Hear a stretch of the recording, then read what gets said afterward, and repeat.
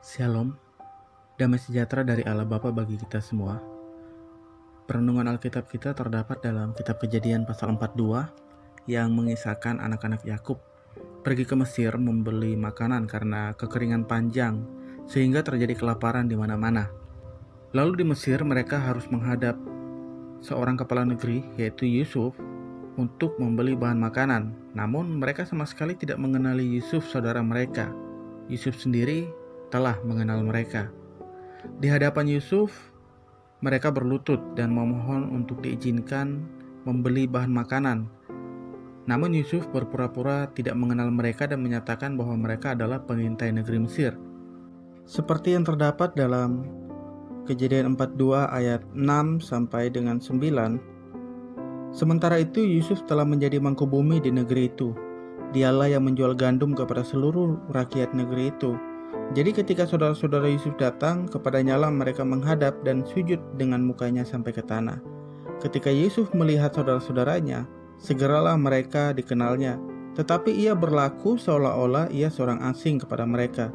Ia menegur mereka dengan membentak, katanya, "Dari mana kamu?"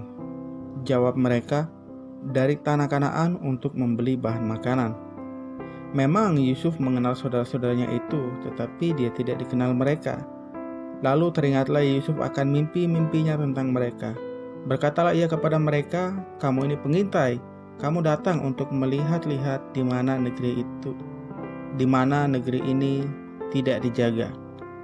Jadi setelah Yusuf mengingat mimpinya, dia pun berpura-pura menyatakan bahwa saudara-saudaranya ini adalah pengintai. Dan untuk menyatakan bahwa mereka benar-benar pembeli, maka mereka disuruh membawa adik bungsu mereka yaitu Benyamin. Dan anak-anak Yakub ini sempat ditahan 3 hari dalam tahanan, kemudian dibebaskan dan disuruh kembali dengan dibekali bahan makanan agar keluarga Yakub tidak mati kelaparan. Ketika saudara-saudara Yusuf pulang kepada Yakub dengan membawa bahan makanan, mereka melihat bahwa uang mereka pun dikembalikan. Lalu mereka menyampaikan pesan Yusuf kepada Yakub, yaitu harus membawa yang bungsu, Benyamin, agar dapat diizinkan membeli bahan makanan lagi.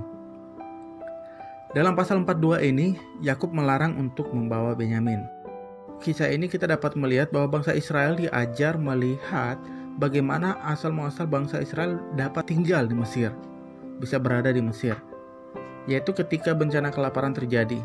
Dan Yusuf adalah anak dari Israel, anak dari Yakub yang telah menjadi kepala di negeri Mesir, telah menyediakan persediaan makanan bagi Mesir dan juga negeri-negeri sekitarnya.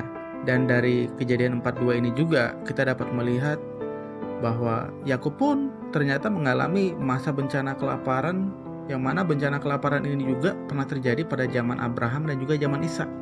Pada zaman Abraham ketika kelaparan terjadi, mereka ke Mesir dan di sana Allah menyatakan perbuatan ajaib dan perlindungan bagi Abraham. Begitupun pada zaman Ishak ketika kelaparan terjadi, Allah menyuruh Ishak ke Gerar dan melarang Ishak ke Mesir, dan di sana Ishak dilindungi dan diberkati Tuhan. Dan sekarang pada zaman Yakub ketika kelaparan terjadi, Allah telah mempersiapkan Yusuf menjadi kepala negeri untuk menjadi penolong bagi keluarga Yakub, bahkan bagi banyak orang. Saudara, ada banyak pelajaran yang sebenarnya bisa kita petik dari kisah Yusuf. Salah satunya adalah bagaimana kita melihat Tuhan mempergunakan kondisi yang sulit seperti bencana kelaparan yang terjadi pada kisah Yusuf untuk mengajarkan kita melihat betapa luar biasanya Allah kita. Dalam kehidupan kita ada pasang surut kondisi yang kita alami. Kadang kita berada pada kondisi yang baik, bahkan baik sekali, tetapi tidak sedikit juga kita berada pada kondisi yang sulit, bahkan sangat sulit, sehingga kita benar-benar tidak berdaya. Namun ada hal yang harus kita ketahui, bahwa setiap kondisi dalam kehidupan kita itu diizinkan oleh Allah, bahkan dipakai oleh Allah untuk mengajarkan kita mengenal siapa Allah kita, untuk belajar bergantung pada Allah dan bukan pada kekuatan kita sendiri.